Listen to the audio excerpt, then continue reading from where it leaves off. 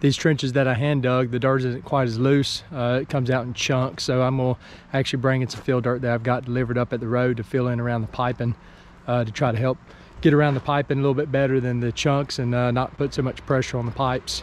So I'm gonna bring in some fill dirt, fill these trenches up enough to get the pipe covered, and then I'm gonna use the Power Rake to break up these clods to fill in the rest.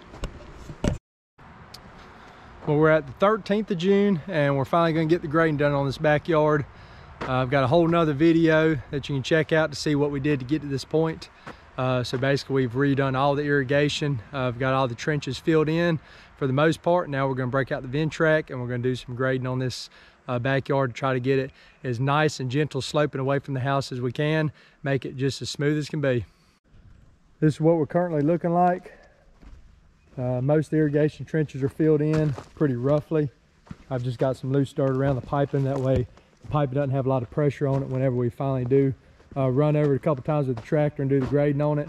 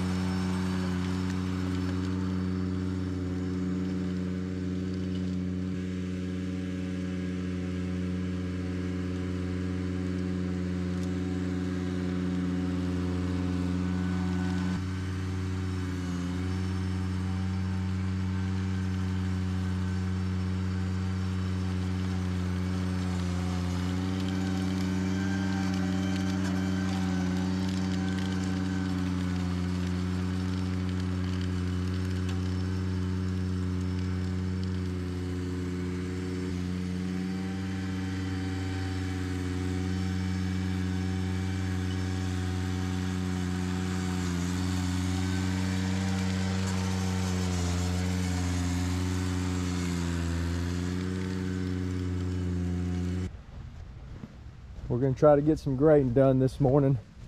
It's about 9 o'clock in the morning.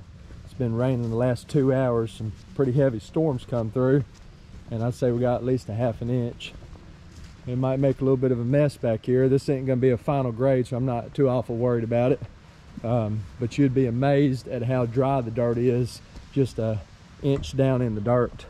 So I ran over this one pass with the power rake, and you can see how dry that is. So that is just a prime example of people that try to irrigate and they wonder why they're still getting hot spots in their yard. You've got to have loose enough ground for that rain to actually penetrate instead of just run off. We're going to start off today working with this little area. It's not going to pick it up on camera, but there is an actual hump here, and I'm going to try to get that hump taken down about the best I can over between the azaleas and my new landscaping bed, and I'm going to drop it in front of that oak tree. What I'm trying to do as I run over these areas back and forth with the power rake is I can feel where the areas need dirt and where they don't need dirt, and you can also see them as you are elevated a little bit on the tractor. So I'm basically just dragging the dirt where I need it, dropping it off with the power rake, and also using the bucket as well sometimes. And then whenever I get that dirt there, then I'll run the power rake back through it, smooth it over, see what it looks like. If it needs more dirt, I'll add more. If not, we'll just keep on going.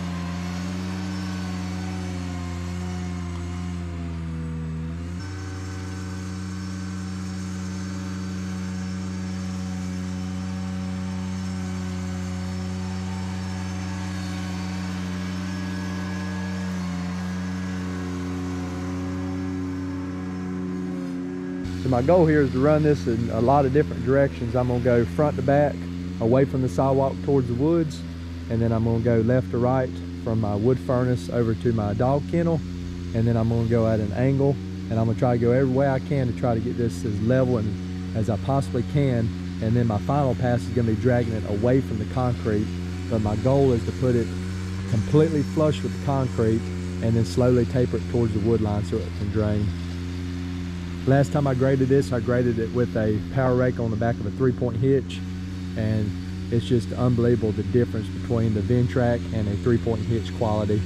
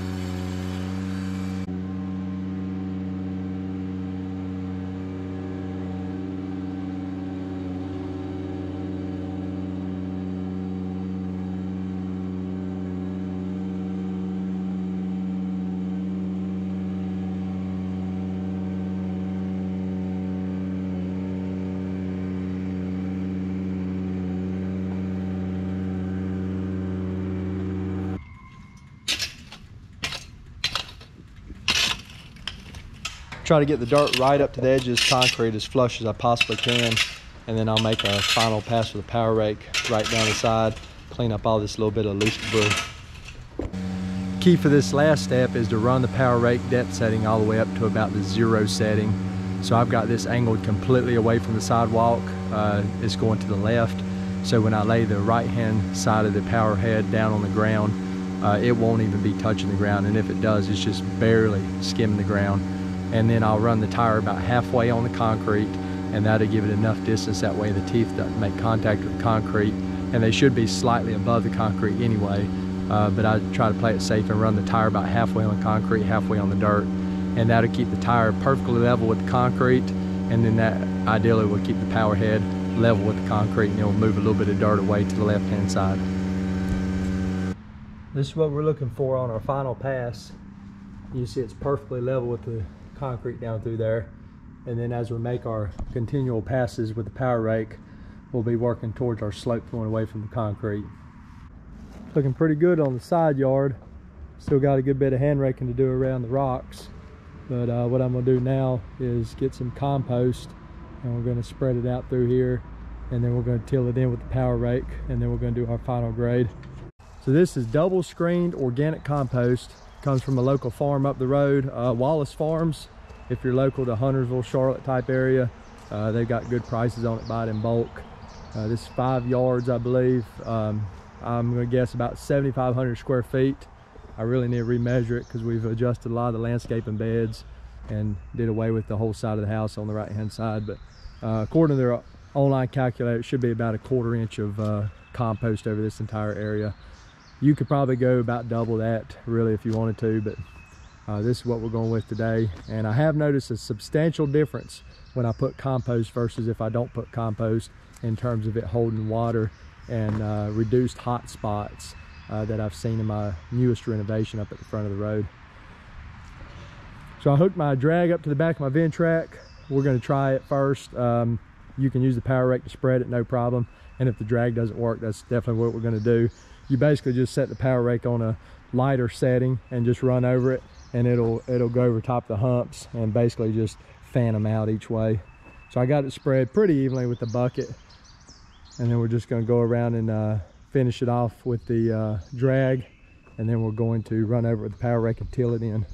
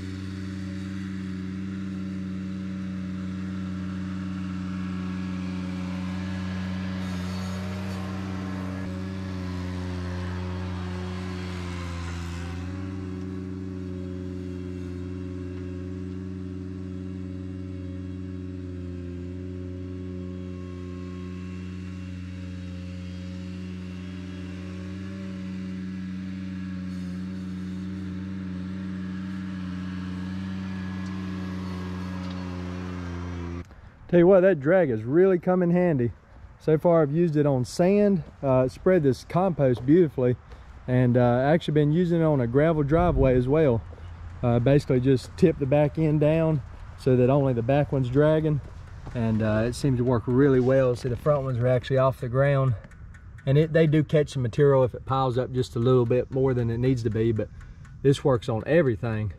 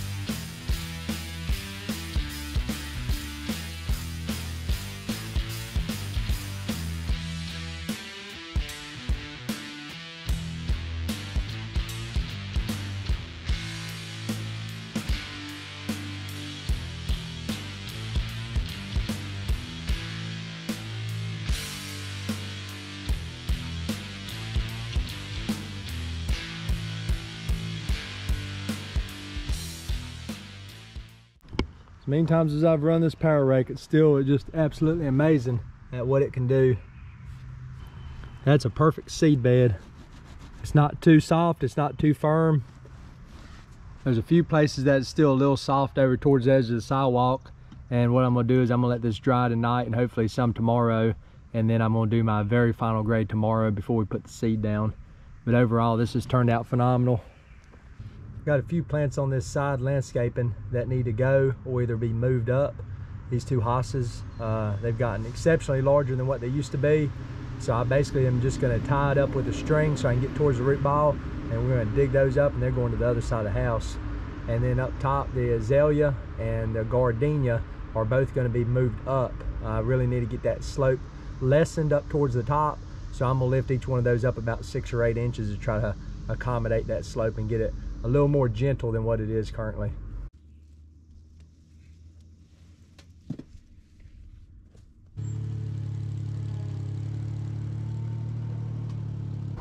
One trick when you're transplanting a plant, especially in the middle of the summertime, best to at least cut the flowers off of it so it doesn't have that energy going towards the flowers. But if you'll prune it down pretty good, then it will give it a better chance of surviving. It won't have so much top growth to support.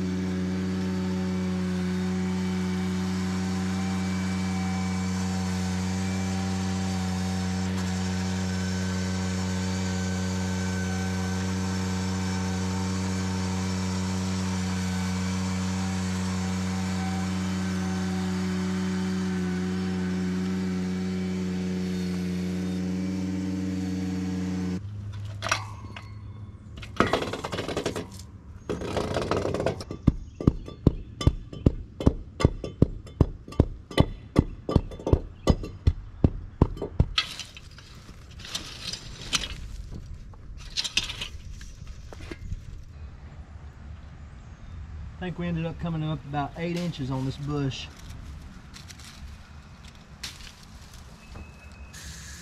We'll keep an eye on this one all summer long. On this initial watering, the key is trying to get all the air away from the roots. We'll probably water it every day for at least a little while. On this last pass, we're running just barely above the detaching zone. Looks like about 7 on the setting if you're looking at the vertical adjustment. But this does vary a lot between jobs. I've noticed sometimes it's all the way up to 3, you know, and sometimes it's down there at 7. So what I try to do is look at the side that I'm angling my dirt away from, and basically I just want that just barely kissing the ground. I don't want any debris being thrown back from the side I'm working on.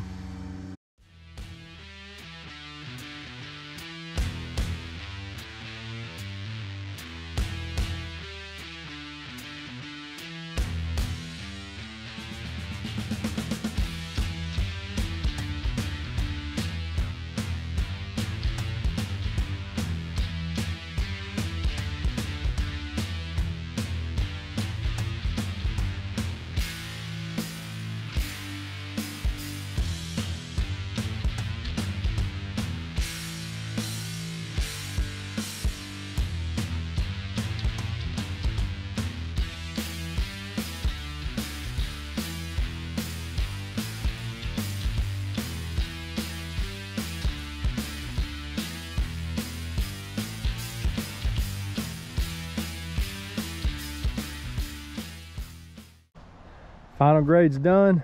All I got left to do is set the irrigation heads, set the valve boxes. I don't know if I mentioned that it's 95 degrees out here, and it's been that way for the last 3 days I've been out here working. It's been absolutely brutal. This is what the final grade looks like. Got a few ridges that the Power Rake tends to leave. I think the new design doesn't do this, but I kind of like them because once I get the seed thrown down and I drag my chain drag behind it, it's just going to smooth that right over and cover the seed. So to me, that makes a perfect seed bed.